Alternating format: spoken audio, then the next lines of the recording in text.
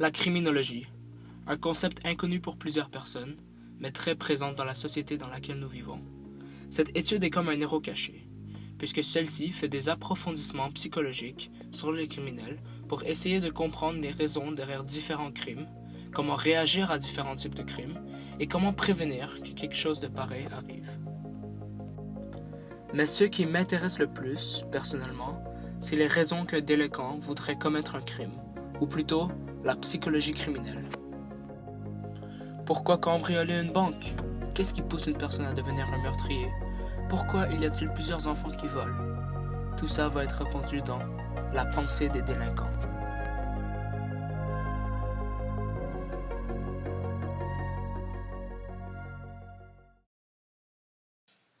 Avant d'assumer que les criminels ont toujours des raisons pour commettre leurs crimes, ou que c'est toujours psychologique, je voulais commencer par savoir s'il y avait un aspect chimique derrière tout cela. Et j'ai fini par trouver qu'effectivement, le testostérone et des dommages au lobe frontal du cerveau ont des impacts importants sur le comportement d'une personne et pourraient même, potentiellement, lui rendre un délinquant. Le testostérone augmente la tendance à la violence, et c'est une des raisons que les hommes ont un taux de criminalité beaucoup plus élevé. Les crimes de la passion sont presque tous commis par des hommes, puisque le testostérone rend une personne beaucoup plus agressive, et donc sur le champ, elles ont une réaction violente. Le dommage au lobe frontal, causé par l'impact physique ou par des matières toxiques, a presque le même effet que le testostérone. Maintenant, passons à la psychologie d'un criminel, ou, comme le titre suggère, la pensée des délinquants. Une des théories les plus populaires est la théorie des activités routinières. Ce phénomène indique l'obligation qu'il y ait 3 éléments, une victime ou une opportunité de crime, l'absence d'un gardien approprié et la motivation de commettre le crime. Voici un exemple. Un élève du secondaire sort de son école et décide d'aller au Dollarama. Il voit une barre de chocolat qu'il a vraiment envie d'acheter, mais il réalise qu'il a oublié son portefeuille à l'école. Donc qu'est-ce qu'il fait? Il regarde autour de lui, décide que c'est sûr à voler, puisqu'il ne voit pas de caméra ni de garde de sécurité, et sort du magasin avec la barre dans ses poches. Les prochains jours, il continue à faire la même chose jusqu'à temps que le placement de mesures de sécurité soit mis et que le garçon décide de voler quelque part d'autre puisque c'est trop dangereux au Dollarama. Cette théorie permet de démontrer comment le développement de délinquants commence et pourquoi plusieurs enfants ont envie de voler. Parce que c'est facile. Le problème avec cette routine est que dans plusieurs cas, les mesures de sécurité sont cachées et donc indétectables, ce qui permet d'attraper ces gens et réduit le nombre de criminels qui commencent leur vie de cette manière insignifiante. Ensuite, il y a la théorie de délinquance, ou la théorie de pression, qui indique que certaines tensions sociales font en sorte que les gens se sentent obligés de devenir quelque chose qu'ils ne sont pas capables de devenir, et donc ils se tournent vers le crime pour accomplir ses buts sociétals. Pour les criminels sur qui cette théorie s'applique, ils sont habituellement des gens pas très désavantagés, mais pas satisfaits avec leur vie, donc ils volent des banques ou quelqu'un de riche. Parfois, ils peuvent même tuer pour arriver à ce que eux pensent va satisfaire le regard public. Le dernier phénomène que je vais analyser est l'environnement familial et l'influence de l'entourage. Cette théorie est assez simple et bien connue par la plupart des gens. Des parents délinquants ont une influence néfaste sur leurs enfants et cela pourrait faire en sorte que cet enfant commence à enfreindre la loi à un très jeune âge. Ceci pourrait ensuite résulter à des crimes de plus grandes altitudes dans le futur. L'influence des amis et des autres membres de la famille peuvent aussi avoir un grand impact. Par exemple, si un ami ou un cousin met de la pression un jour pour prendre des drogues avec lui, cela pourrait ensuite déclencher le début d'une vie de délinquance. Maintenant que nous avons toute cette information, essayons de voir quelle théorie s'applique à un ancien cambrioleur de banque que j'interviewerai.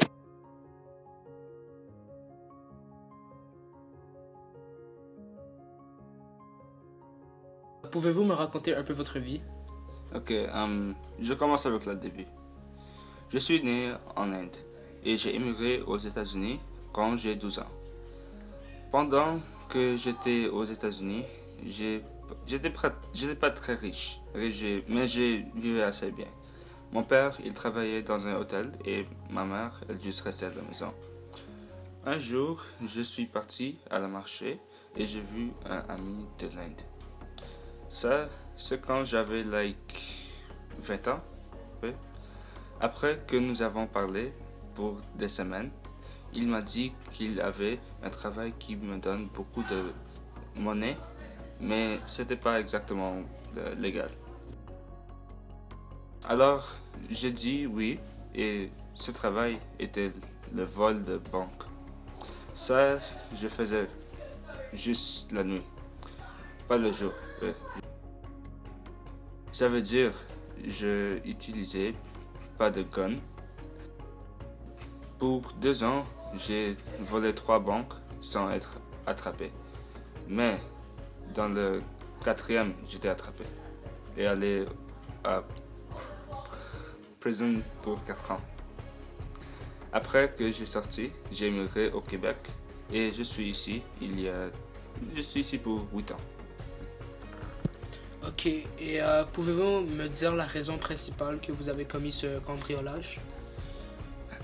Alors, mon ami, il m'appréciait beaucoup. Il avait besoin d'une autre personne qu'il pouvait faire confiance et il me disait que j'étais la seule. Ok, et vous pensez pas que dans le temps, ça serait une mauvaise idée? Parce que c'était la nuit.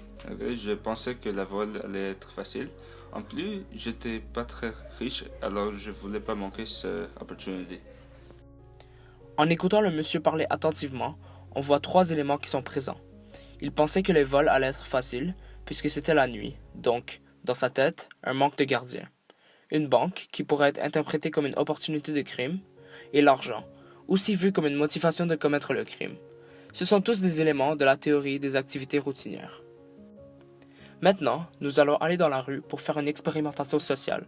On va attendre mes amis, qui sont supposés de me rencontrer à la fin de cette ruelle, et on va, disons, les surprendre un peu.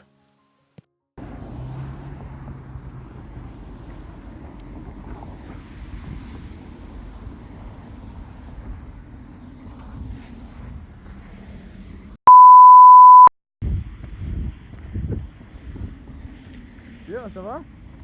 T'es parti avec mon 5 $. Bro, je t'ai vu. C'est exprès, bro. Check, y'a lui qui filme là-bas. Non, Yo. je pensais pas que c'était à toi, je pouvais partir. Ok, mais yo, c'est pas grave.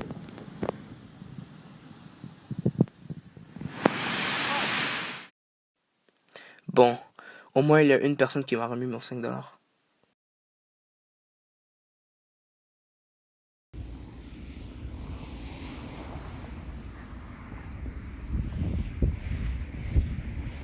Yo! Oh shit. Dans ce cas aussi, pour les deux qui ont pris le 5 $, la théorie des activités routinières s'applique. Je ne regardais pas, donc pas de gardien. La victime était le 5 $, et la motivation venait probablement du fait que c'était de l'argent. Les sciences vont continuer à devenir de plus en plus développées. Et le sujet fascinant de la psychologie criminelle sera beaucoup plus enrichi. Mais, pour réussir à faire cela, il faut rentrer dans la pensée des délinquants.